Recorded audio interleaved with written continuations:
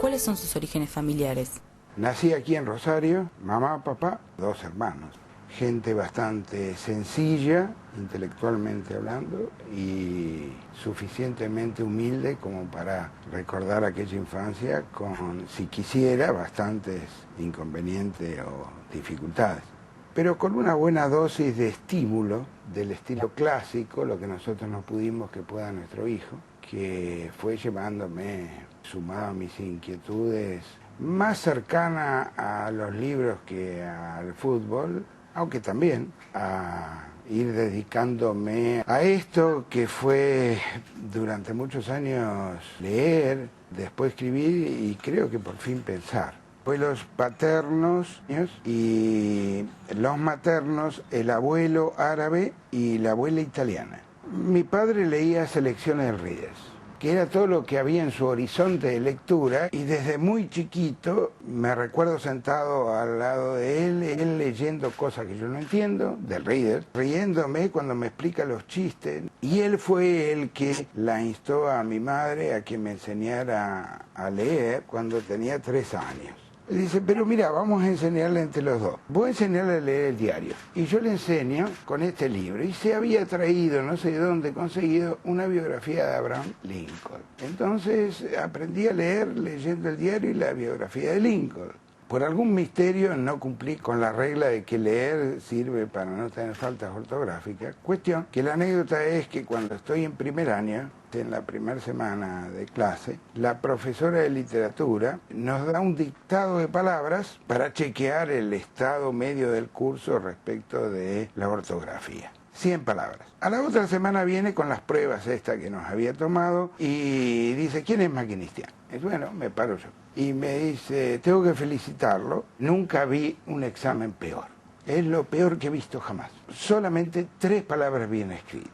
97 errores. Dice, hay una sola posibilidad y es que se conmigo. Bueno, yo ni sabía lo que quería decir pupilo y ella empezó a llevarme por la gran literatura. Y ahí empecé a leer los grandes rusos, franceses, ingleses, italianos y se terminó el año. Para entonces creo que, y hasta hoy, puede que se me deslice una palabra, pero no tengo falta de ortografía. ¿Cómo decidió seguir medicina? La idea desde siempre había sido la matemática y sería ingeniero. Esa es otra anécdota. Cuando terminé el secundario, esto era verano, diciembre, mi papá solía sentarse en un sillón a leer el diario cuando volvía del empleo y me dice, ¿qué te pasa? Y le digo, estoy pensando en esto de qué estudiar. Y me dice, es que si estás pensando así, estás pensando mal. Él era un hombre extraordinariamente inteligente, aunque sin ninguna instrucción, no había terminado la primaria. Porque el tema no es que estudiar, sino si tenés que estudiar. Eso ya me cambiaba las cosas y me la cambiaba para problemas. ¿Pero cómo no voy a estudiar? Sí, bueno, si quisieras podés, pero es mucho esfuerzo, mucho trabajo. Tendrías que trabajar para estudiar porque no había medios para estudiar. No, pero yo quiero estudiar. Bueno, perfecto. Y entonces le digo, aquí estamos de nuevo en que no sé qué estudiar. Y me dice, ¿cómo no sabés? Tenés que estudiar aquello que prometiste. ¿Qué prometí? Dice, ¿vos te acordás de la tía Nena? La tía Nena había sido, digo, pero habría, porque en mi memoria casi no existía la figura de esa señora, una hermana de él, que cuando yo tenía 4 años, murió de cáncer de mama. Que es la única vez que lo vi llorar a mi papá. Entonces, la imagen esa la tengo. Me habría acercado a él, le habría preguntado por qué estaba llorando. Él me habría dicho porque murió la tía Nena, de qué, de una enfermedad muy mala, y yo le habría prometido, cuando yo sea grande la voy a curar. Entonces, en esa instancia, mi viejo me recuerda que no hay duda respecto de qué estudiar, lo que cure aquella enfermedad. Y así es que decidí empezar medicina. Sin opciones, me había juramentado de chiquito. ¿Y medicina estaba dentro de sus áreas de interés? No, lo que había eminentemente en mi área de interés era lo vinculado a investigar. Me atraía muchísimo la química, me atraía muchísimo lo que después supe se llamaba biofísica. O sea, en principio todo lo que tuviera que ver con matemáticas. Y todo no era mucho, era física y química. Pero por ese lado entré. ¿Cómo fue su carrera? ¿Qué recuerdos tiene de su paso por la facultad?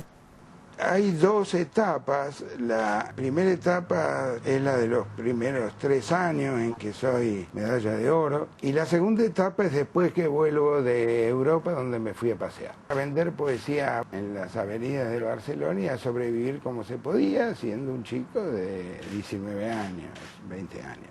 De manera que cuando vuelvo, hipescamente ataviado, empiezo cuarto año, y en cuarto año teníamos neurología. En esa segunda etapa ya la inclinación era, curiosamente, hacia una cosa diferente. Sería clínica médica y sería el individuo integrado. Y entonces es cuando empiezo a estudiar en paralelo psicología, que no me recibí, porque no rendí el último final, porque no me interesaba el título. Sí, estudiar la materia, no era psicología. Conocía lo que se daba y digo, no, pero esto no integra al individuo. Con psiquiatría, para ver qué dice la psiquiatría. La psiquiatría mostraba dolor.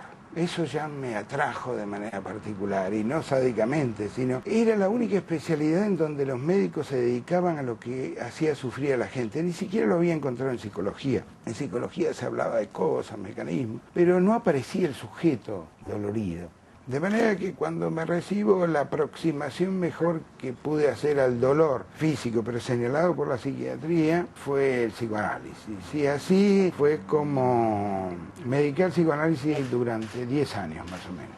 Ni bien me recibo, época muy convulsiva, al comienzo de 70, entro como profesor part-time de psiquiatría legal y profesor de psiquiatría infanto-juvenil en la carrera que acababa de formarse de terapista ocupacional. Y entonces ahí vienen unos años, salgo del hospital de psiquiatría, me voy al hospital español, ahí en el interín tengo el título de psiquiatra, en el hospital español psicoterapias breves, no psicoanálisis. Y allá por el 78 alguien trae la novedad de que los norteamericanos habían inventado una nueva forma de terapia que era la de pareja, sistémica.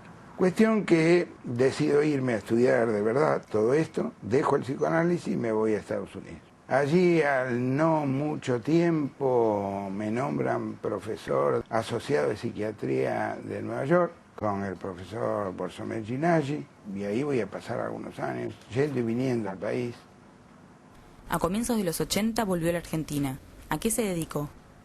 Otra vez abrí el consultorio, ahora sería este tipo de terapia, ya no más psicoanálisis, pero la cuestión era que tenía que enseñar. Volver a las cátedras era imposible, ya tenía creo que 41, y en aquel momento se había abierto la posibilidad de aquellos profesores que habíamos sido retirados volver a pedir las cátedras. Me dicen que ya no, era hasta los 40, que llegué tarde. Entonces empecé a las puertas que se abrieron, esto hace 30 años ya, y esa fueron la de algunos profesores de la Facultad de Medicina. Todavía quedaba una memoria muy vaga de que habría sido Maquinistián el estudiante aquel, que ahora venía a enseñar algo nuevo. Cuestión que empecé a trabajar con médicos, vinculando el trabajo médico al trabajo clínico. Se diría que en aquel momento ocurren dos cosas. En el país es la primera vez que se habla de familia vinculada al trabajo específico de los médicos, cómo trabajar específicamente. Y la otra cosa es que Gian Antonio, que se entera de lo que está pasando en Rosario, me pide por favor para Archivo Argentino de Pediatría que le escriba algo que fuera nuevo en el mundo. Le escribo una serie de 3 artículos para Archivo Argentino que, bueno, salen al mundo y vinculan el trabajo del pediatra específicamente ahí con la familia. Volví a las facultades, pero ya no de Rosario, enseñé en Mar del Plata, en Paraná y en Tucumán. Y empecé a trabajar en teoría intensivamente y corriéndome de familia a sistemas en general. Lo cual me lleva a empezar, mientras hago el consultorio, mientras viajo, mientras enseño, a comenzar a instrumentar todo lo que conozco en el ámbito de lo que hoy se conoce como análisis organizacional y que en aquel momento era asistencia a las instituciones, no teníamos el nombre armado. De manera que en ese momento empiezo a viajar y allí me dieron la oportunidad de hacer reorganización de áreas de la Facultad de Psicología de Barcelona, de enseñar comunicación